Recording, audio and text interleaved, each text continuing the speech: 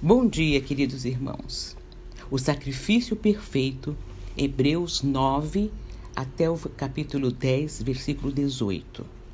A carta aos Hebreus, como já vimos nos estudos anteriores, foi escrita com o objetivo de encorajar judeus que haviam se convertido a Jesus Cristo a permanecerem em Jesus. Não foram poucas as perseguições que os judeus moveram contra os cristãos. O livro de Atos registra muitas delas e a pressão era muito forte para que os convertidos a Cristo, vindos do judaísmo, voltassem à sua antiga religião. O autor da carta aos Hebreus a escreveu para os judeus cristãos espalhados para o mundo conhecido naquela época, sob o Império Romano, com o objetivo de encorajá-los a permanecer firmes apesar das perseguições. Eles foram advertidos de que voltar atrás seria abrir mão daquela verdade, da luz, da graça que lhes havia sido revelada. Esse retrocesso significaria, de fato, voltar a um estágio anterior da obra de Deus, da revelação divina, com danos inclusive à sua própria alma, impactando o seu futuro na eternidade. Então, esse é o objetivo dessa carta, que é pastoral e doutrinária. Exatamente por ter sido dirigida a judeus, ele trata de muitas coisas do Antigo Testamento. Quem lê a carta aos Hebreus fica com a impressão de estar lendo Levíticos ou Números. Tal é a quantidade de vezes que o autor utiliza os termos como sacerdote, sacrifício, lei, tabernáculo. Ele estava escrevendo para pessoas que conheciam muito bem todas essas coisas, querendo mostrar-lhes a superioridade de Cristo e do Evangelho em comparação à religião do Antigo Testamento. O autor faz isso de diversas maneiras. Ele mostra como Jesus é superior a Moisés, ao sumo sacerdote, como o sacrifício de Cristo é superior ao sacrifício dos animais. Ele compara o ministério de Cristo no tabernáculo celestial com o ministério dos sacerdotes no tabernáculo terreno. Ele fala da nova aliança em Cristo Jesus, que é superior à antiga aliança com Israel. E ele fala do tabernáculo, porque tanto a religião do Antigo Testamento quanto a do Novo tem um tabernáculo. O tabernáculo da religião do Novo Testamento, que é o cristianismo, é o santuário celestial onde Deus habita, onde Cristo está sentado à sua direita e intercede por nós. Mas o santuário do Antigo Testamento era um santuário terreno, feito por homens, de objetos perecíveis, e era uma réplica daquilo que Deus mostrou a Moisés no Monte Sinai. Réplica desse santuário celeste, portanto, era alguma coisa passageira, e havia chegado o momento de abandonar aquelas coisas e abraçar a realidade. Aquelas coisas eram tipos, um modo de anunciar Cristo e o que ele faria. E uma vez que Cristo chegou e realizou a obra completa da salvação, tínhamos que ir em frente, seguindo o autor e consumador da nossa fé. Essa era a dificuldade que os judeus convertidos ao cristianismo estavam enfrentando, abandonar aquelas coisas, especialmente por conta da pressão que eles enfrentavam. O que temos no capítulo 9 é uma comparação entre os dois tabernáculos e os sacrifícios oferecidos nele. No capítulo 9, versículos 1 ao 10, primeiro o autor fala do santuário terrestre, em que eram feitos os sacrifícios e onde os sacerdotes ministravam sob a antiga aliança. Do versículo 11 até o 22, ele compara isso com o ministério de Jesus, que entrou no santuário celestial para ali apresentar-se a Deus, tendo realizado o seu sacrifício de uma vez para sempre pelos pecados do seu povo. Esse é o contraste que ele vai estabelecer.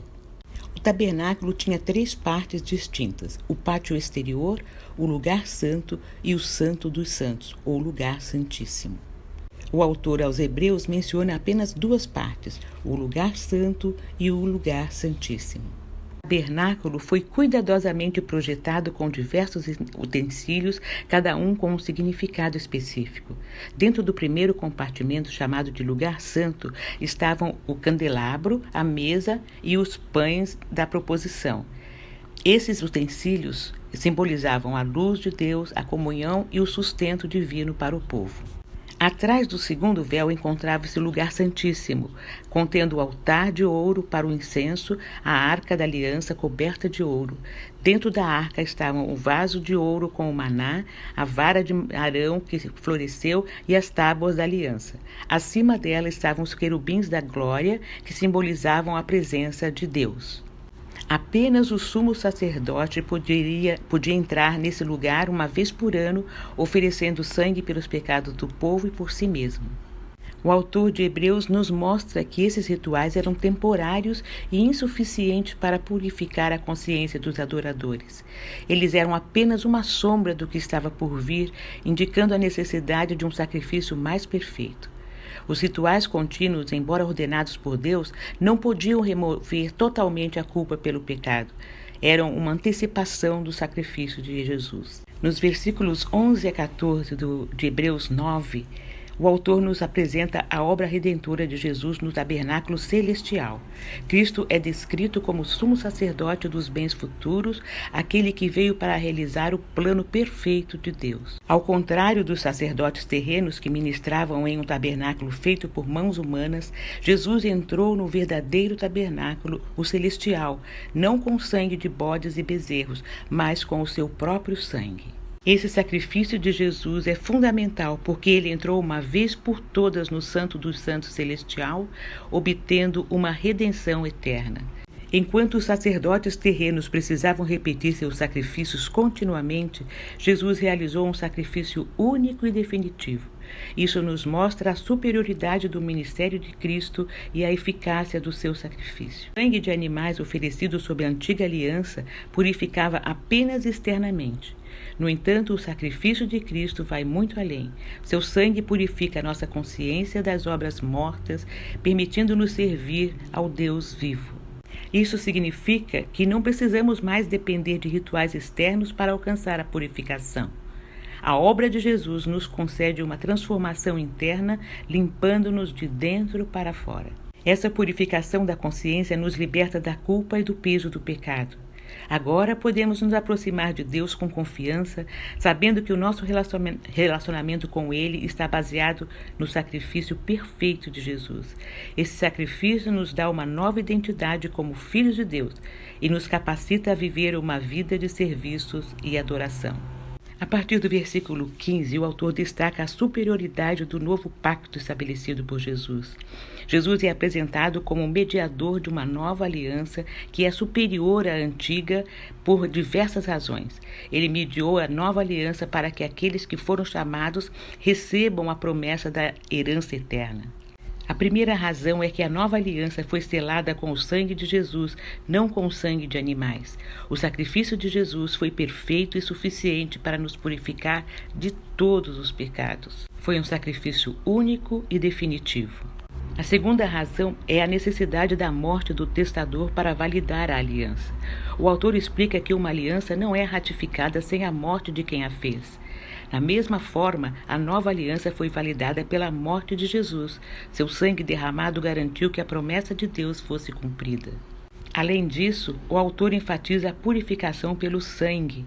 Sob a antiga aliança, quase tudo era purificado com sangue, e sem derramamento de sangue não há remissão de pecados. Esse princípio continua válido, mas agora é o sangue de Jesus que nos purifica completamente. Ele cumpriu todos os requisitos da lei e nos libertou do poder do pecado. O autor de Hebreus nos lembra que cada pessoa está destinada a morrer uma vez e, depois disso, enfrentar o julgamento. Da mesma forma, Cristo foi oferecido uma vez para tirar os pecados de muitos. Ele aparecerá uma segunda vez, não para lidar com o pecado, mas para trazer salvação àqueles que o esperam. Sabemos que o sacrifício de Cristo foi suficiente para nos purificar e nos reconciliar com Deus. Vivemos na expectativa do seu retorno, confiantes na promessa de salvação eterna. Que essa verdade nos inspire a viver com gratidão e dedicação, sabendo que fomos redimidos por um sacrifício único e eficaz. Vemos nos primeiros versículos do capítulo 10 uma clara exposição da insuficiência do sacrifício da antiga aliança. A lei, com seus rituais e sacrifícios, era apenas uma sombra dos bens vindouros, não a realidade em si. Embora esses sacrifícios fossem realizados continuamente, eles nunca puderam aperfeiçoar os adoradores. Eles ofereciam um paliativo temporário, mas não conseguiam remover os pecados de forma definitiva. Jesus veio ao mundo para cumprir a vontade de Deus, oferecendo seu próprio corpo como sacrifício perfeito. Jesus estabeleceu a nova aliança através de sua perfeita obediência ao Pai. Versículo 16 diz assim: Esta é a aliança que farei com eles depois daqueles dias, diz o Senhor. Porei as minhas leis em seu coração e as escreverei em sua mente. E acrescenta: Dos seus pecados e iniquidades não me lembrarei mais.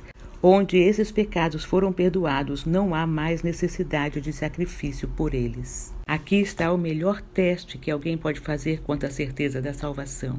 É quando se tem consciência no íntimo do coração de que os pecados foram perdoados e confiança em que Deus não vai mais condená-lo. E isso significa ter uma consciência aperfeiçoada.